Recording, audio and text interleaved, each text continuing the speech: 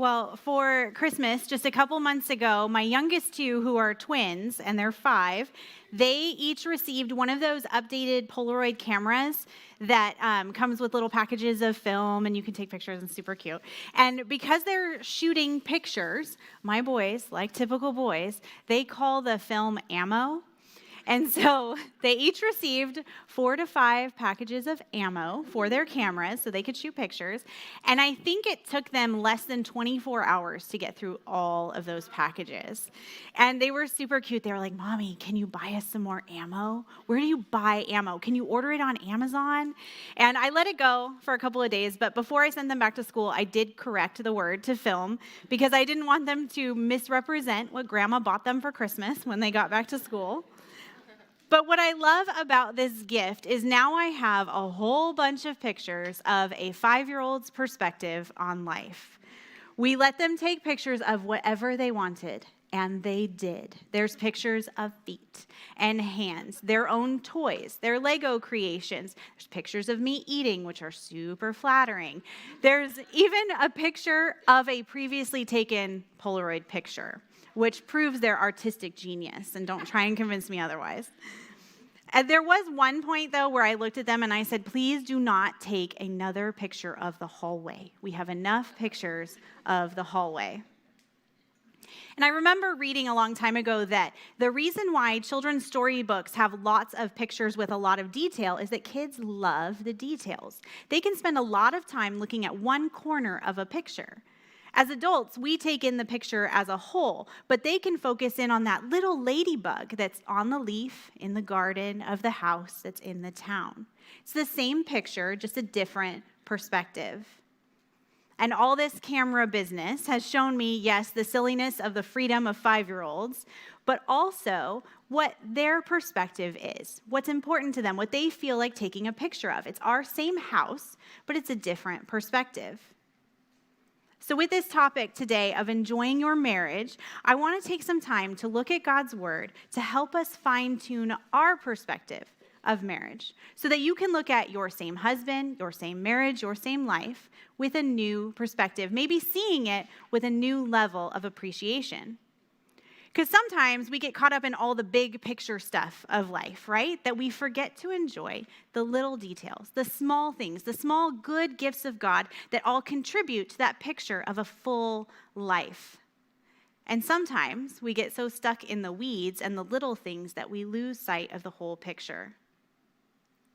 Maybe for you today, this idea of enjoying your marriage, you're like, "Yep, great, I do, I love it." And you can just thank God for the gift of a good marriage that you have. But I do also want to be careful and sensitive to the fact that, for sure, not everyone is in that same place. And maybe your marriage is very hard. Maybe it's a struggle. I really would encourage you to lean into the lovely leaders at your table, the ladies who are there, and share with them how they can be a specific encouragement for you. Because maybe the idea of enjoying your marriage seems way too daunting right now. Maybe you're not married yet, and these are hopefully some helpful tips that you can log away for the future. But whether you've been married for a long time or hardly at all or not yet, the Bible says a lot about the commitment and the covenant of marriage. It's a big deal. In fact, you can go all the way back to the beginning of the Bible, really the beginning of all time, to when God created the heavens and the earth. And when he created Adam and Eve, he created them for each other to fit perfectly into the relationship of marriage. Husband and wife has been God's idea from the very beginning. In Genesis 2:18, it says, "Then the Lord God said, 'It is not good that man should be alone. I will make him a helper fit for him.'" In his kindness, God has made marriage more than just a contract, because in bringing together one man from one family and one woman from another family, he's creating a new family. It says so in Genesis 2:24. It says, "Therefore, a man shall leave his father and his mother and hold fast to his wife, and they shall become one flesh." Each of us and our husbands are uniquely created by God. We have our own personalities, we have our own interests, passions, abilities, and so on. And sure, when you bring together different people to share a life and a bed and a bathroom, there's gonna be conflict, right? But when we see marriage as God intended, as a lifelong commitment to our spouse, there is freedom in that commitment to enjoy each other's company and also even celebrate our different approaches to life. We can shift our perspective away from what annoys us or what we wish was different to appreciating the person with whom we get to do life. So I want to look at that today in 3 different areas, shifting our perspective in 3 different areas, or maybe just fine-tuning it a little bit. 3 different lenses that we can look at our husbands through so that we can see marriage as a good gift of God. On your outline, you can write down the first one. See your husband as your friend. See your husband as your friend. I read a quote online that said, when you see a married couple walking down the street, the one that's a few steps ahead is the one that's mad. And I thought that was so true. It's the I don't care that you're behind me, and sure, just keep up if you want to. But the opposite of that is this couple that I have come to know, this older couple at the park by my house where I spend a lot of time. And we used to go in the morning, and every morning I could count on seeing them. She would drive the car and park on the curb, and they would get out of the car and walk around this little circle of the playground in opposite directions, so that when they got to the other side of the playground, they would stop and they would kiss. And it really was as adorable as you think that it was. It was super cute. And then she would sit down on the bench and she would make comments and chat with me about my kids while he would take the larger loop all the way around the park for his exercise. And when he would get to one point nearby, she would stand up and say goodbye and meet him at the car, and they would drive off. Every morning, I could count on seeing them there and their sweet kiss halfway through their workout.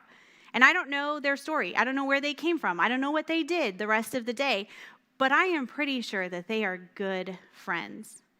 I could tell from the sweet way that they smiled at each other and encouraged each other in their different avenues at the park that morning that they enjoyed each other and enjoyed spending that time together.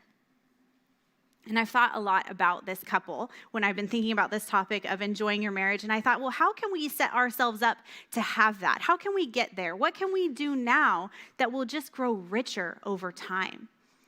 And I think it's fair to say that it's going to take some work, right? Anything worth having, anything of real value takes effort to cultivate. So I hope it's not too much of a contradiction to say that we have to work sometimes to have fun in our marriage. Because we all know sometimes it's easy and sometimes it's not. But it is worth it. And think about what friendship with your husband communicates to your kids. Think of the stability that provides when they know, hey, mom and dad are all good, even when they're all alone. It's like you can see them thinking, wow, mom and dad have fun, even when we're not there. That's shocking. And when I say friends, to see your husband as your friend, I think it's helpful to remember that seeing your husband as your friend is not the same thing as making him into your girlfriend.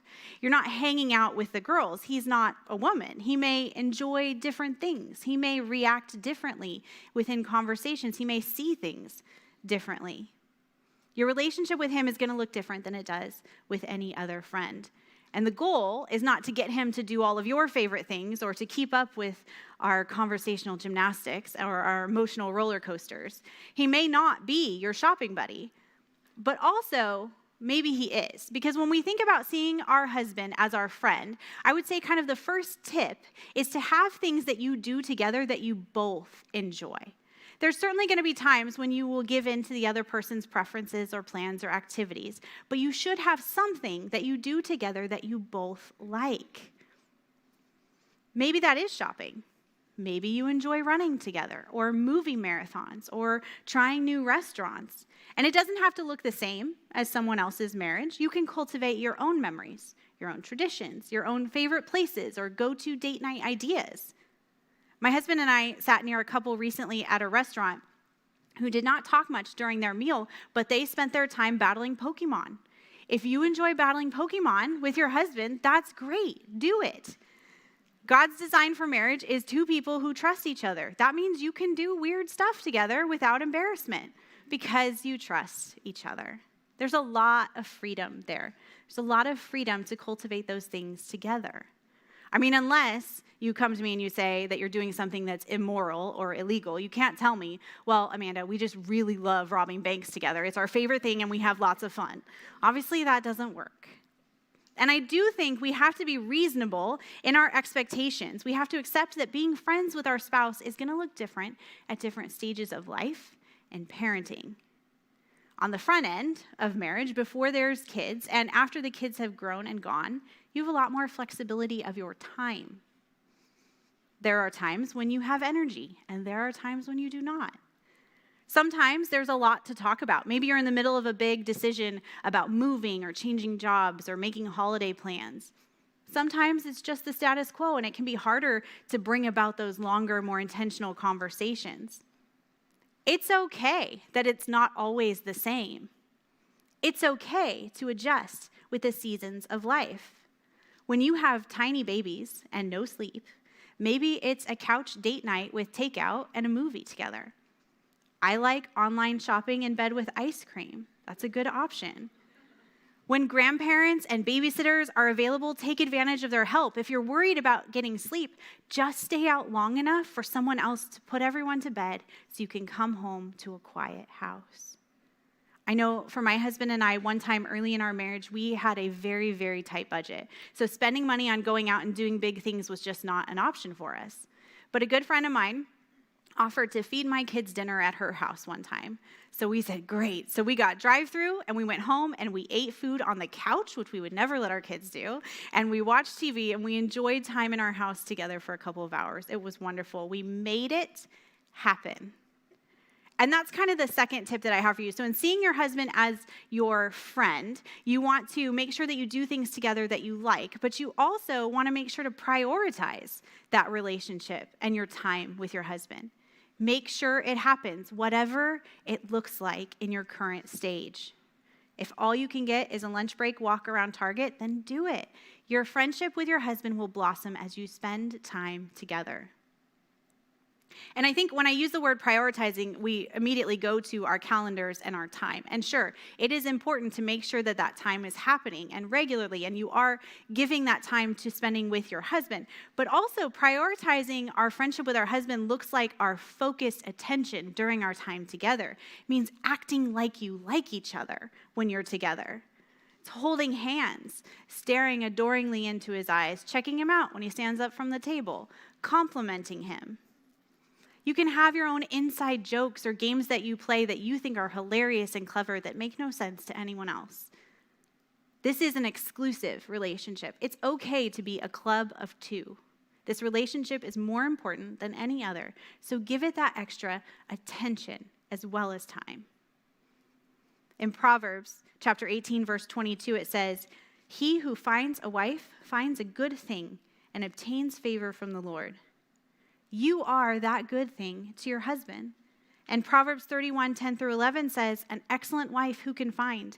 She is far more precious than jewels. The heart of her husband trusts in her, and he will have no lack of gain." The Bible talks about the sweetness of a good marriage where a husband and wife enjoy each other and are grateful for each other. And it's not some squishy romance novel or some cheesy Hallmark movie that sets high and lofty or weird expectations for our relationships. These are God's words. It's his design for a good marriage. When it says she is far more precious than jewels, that means highly prized by her husband. How wonderful to be so well cared for and admired. You know, when we first start dating, we have a lot of feelings and emotions. And over time, if we put in the time and the focus, that can be cultivated into a deep, deep love and affection for one another. When it says the heart of her husband trusts in her, that's a marriage where not only does he know you, but he knows that you've got his back. He trusts you, which is super important as we face all the ups and downs of raising children together. Right? We have to think about how does friendship with our husband transfer into marriage and parenting, working to support each other and encourage each other in the midst of all the things, the dinner prep and the bath time and bedtime and sick kids and challenging kids and navigating hard conversations. Well, God gave a husband to a wife and a wife to a husband so that dad would have mom and mom would have dad to link arms with in parenting, to face it all together. Let's write it down as point number 2 this way. See your husband as your teammate. The second lens that we can look at our husband is to see him as our teammate. Do you all remember the game Red Rover in elementary school? I'm pretty sure kids aren't allowed to play it anymore because it's super dangerous. But two teams line up, right? And they face each other, and you're either linking arms or you're holding hands, and you're calling out for someone from the other team to run across, and they have to try and break through the line. Red Rover, send Susie on over. And Susie runs over, and she tries to break through.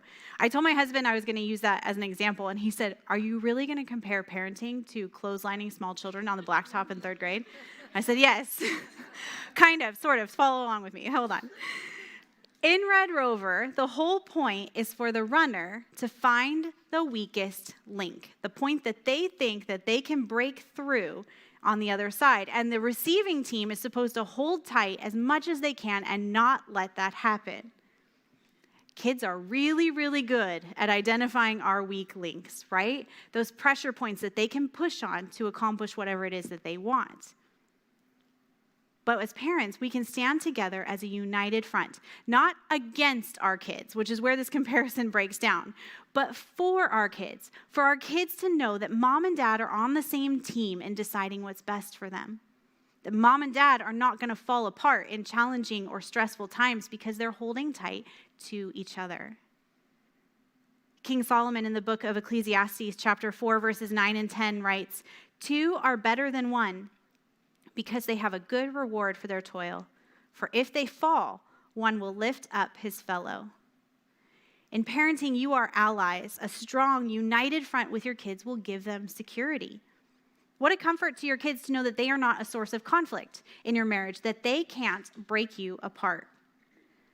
And as teammates, that also means that when one of you has had enough and you need to tap out, you have a teammate there to step in and to take on the puking kid or the screaming baby. I kept thinking about those phrases from movies like "whistle while you work" or "a spoonful of sugar helps the medicine go down," right? Parenting is hard work. There's a lot to do, but when you have a teammate in the work with you, that's what makes it enjoyable. Your spoonful of sugar, if you will. Like in the middle of the night when he brings you the baby, not realizing that he just took the baby and put the baby to bed because you're so tired, and neither one of you can remember if you actually fed the baby and changed the baby's diaper, and who knows, right? You just laugh and you just enjoy the fact that you get to share that moment together. So how do we become good teammates with our husbands? I think we have to start by overlooking offenses and things that annoy us. If it doesn't really matter, be like Elsa and let it go. And this is hard to do, right? I'm not saying that this is an easy thing, but being annoyed is a huge roadblock to enjoying your marriage. Think about how it snowballs in your mind, right? You start off being frustrated by one thing, and everything is built on top of that. And suddenly, the fact that he is even eating is a problem, right? How dare he do that in this moment? Well, how can you and your husband move forward as teammates if you're arguing over who left the toilet paper roll empty? And I'm on your side, and I agree with you if the sound of gulping water or crunching chips is annoying. But we got to move past the little things and not make them into big things. How often do we say the same thing to our kids, right? Stop fighting and just enjoy time together. Let it go. Just go play. Just go play. I think we have to model that for them as well. Because teammates are focused on the goal. They're not distracted by these things that come in from the side, because the distractions that come in from the side, they cause division. And so when you're divided, that means you have to face the work or whatever it is in front of you on your own, instead of two people working together who have a good reward for their toil. They're working together, they accomplish more. That also means the teammates are not in competition with one another. No keeping score, no counting dirty diaper changes. Resist the urge to compare or insist on a perfectly equal division, because we all know there's going to be times that each of you is going to carry a heavier load. There is no joy in a marriage where each spouse is trying to outdo the other one or prove that they do more. I think it's also important as we think about being teammates with our husband to remember that a team is not made up of every single person being exactly the same, doing the same thing all the time. Our husband was not made to be our clone. We didn't marry ourselves. We married a man, and he is different. I think that's probably not shocking to any of you in this room. but he has his own strengths and interests. And what a gift to be united together, bringing your strengths and his. That means as teammates, there are some things that you do better or enjoy more, so you handle them. There's other things that he handles because he does it better or he enjoys it more. There's no competition when there's delegation.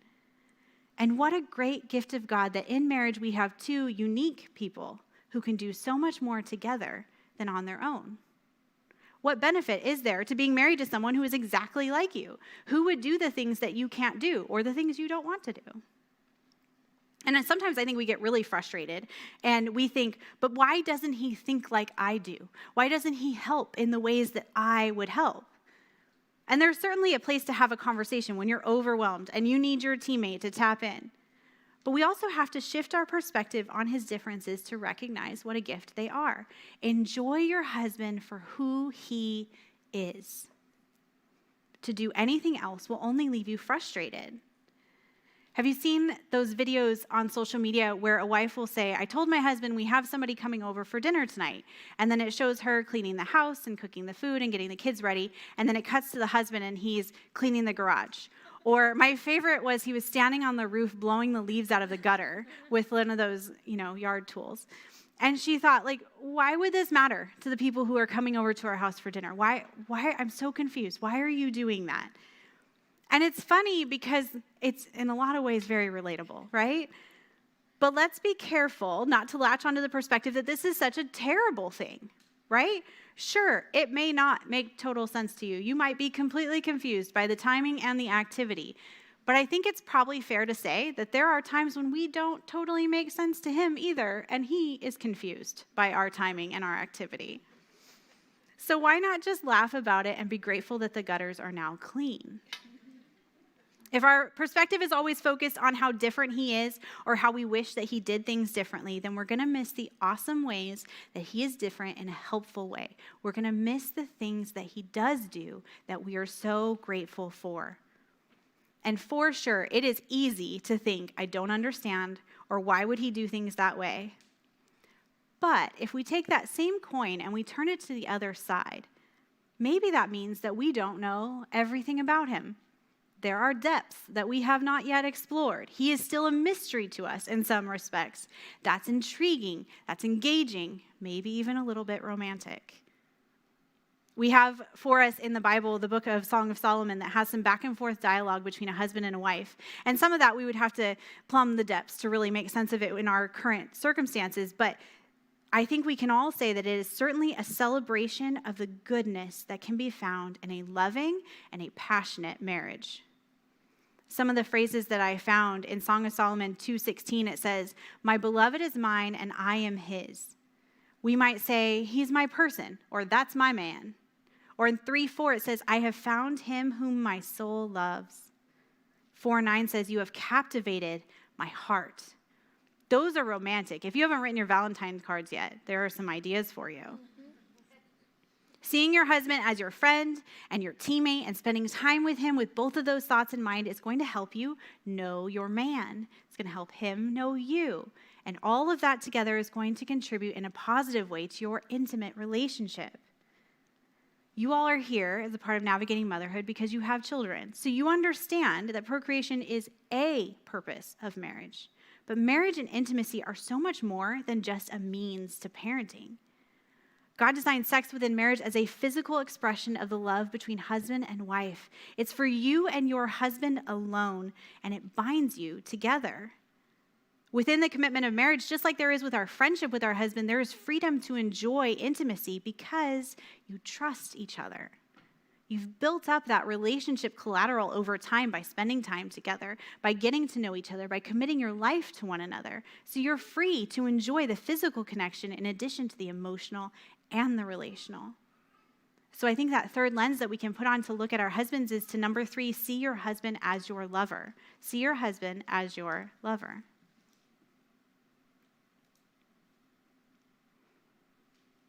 In some ways, this might be one of the more challenging ways because there are times in marriage that we do not see our husbands this way. We act like his mother and we see him as someone who needs to be instructed. Or we act superior to him and we grow frustrated and think, why don't you just get it? Sometimes we see him as the helper around the house. He does good things by taking out the trash or fixing the toilet. Unfortunately, sometimes we see him as just another person who is asking something from us. Have you ever thought to yourself, there is always someone touching me? So I'm not saying that it's easy, but it is worth it because our perspective in this area is of great importance. But there will be times when we will have to work to remind ourselves that he is the one that we are passionate about. I looked up synonyms to the word lover, which was fascinating, but there were a few that were helpful, like beloved, darling, sweetheart, admirer, fan, enthusiast. I like that last one. Think of how enjoyable our marriages would be if we were enthusiastic lovers of our husbands, his biggest fan, his darling admirer, his beloved.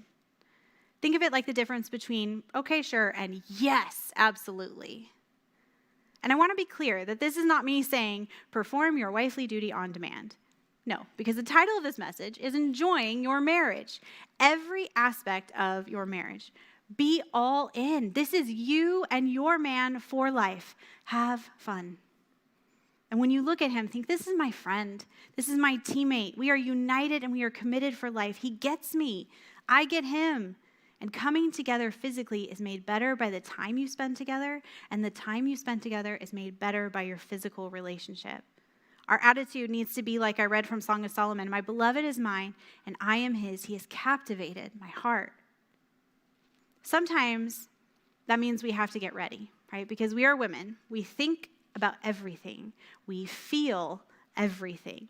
So when we get all of that jumbled together in our heads, we can talk ourselves out of enjoying just about anything. Like, say you love chocolate chip cookies and like warm from the oven, melty chocolate, good, gooey chocolate chip cookies. And you're holding one and all you can think about is bathing suit season is around the corner, or that article that you read about what sugar does to your body, or what are people going to think if I eat this whole cookie? So suddenly, you've either talked yourself out of eating the cookie, or it's not quite as enjoyable as it could have been. Do you see what I mean? Enjoying your marriage includes enjoying intimacy in marriage. Don't hold back because you have extra baby weight to lose, or because you are distracted by your to-do list, or stressed that the baby may wake up in the middle of the night and you're very tired. I know for me, I can be really stubborn and it can take me a long time to learn things. But after almost 17 years of marriage, I have learned that I can actually relax and enjoy being with my husband even while there is a laundry basket full of unfolded laundry across the room staring at me. I can ignore it. I can. And if I'm honest, there were times where I thought, how can I enjoy romance with my husband if the dishes aren't done? As if those were somehow connected within my head. And that's ridiculous, but it's true. I had to learn to chill out. So think about that for yourself.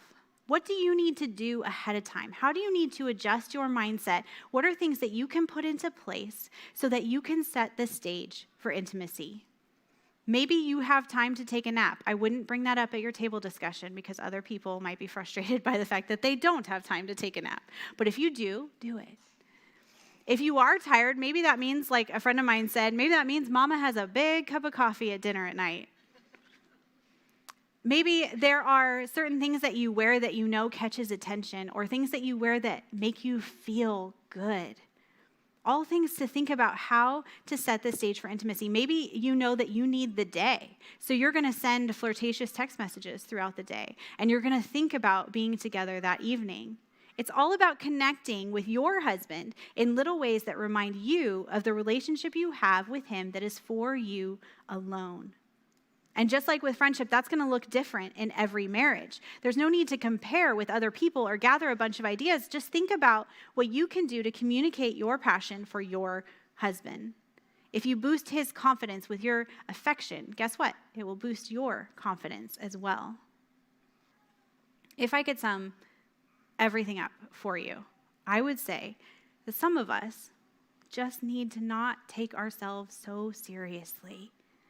Laugh, smile more, make a joke. I have a cheesy joke for you that I found. I stole from somebody else, so you can steal it from me. You ready? What is the recipe for honeymoon salad? The recipe for honeymoon salad is lettuce alone with no dressing. super cheesy. But it's simple things, right? Simple things, ladies. Nothing I have said today is groundbreaking or radical. It's all about reminders, adjustments, perspective shifts, working to enjoy your marriage, valuing your husband as your friend, your teammate, and your lover. And if you refine these areas, it's going to strengthen your marriage and your parenting, but also it's just going to be more fun. So if you need permission to enjoy hanging out with your husband in public and in private, you have it here today. Because my hope is that you leave today looking for ways to enjoy your husband, your marriage, your time together, that you laugh and smile some more. Thank you.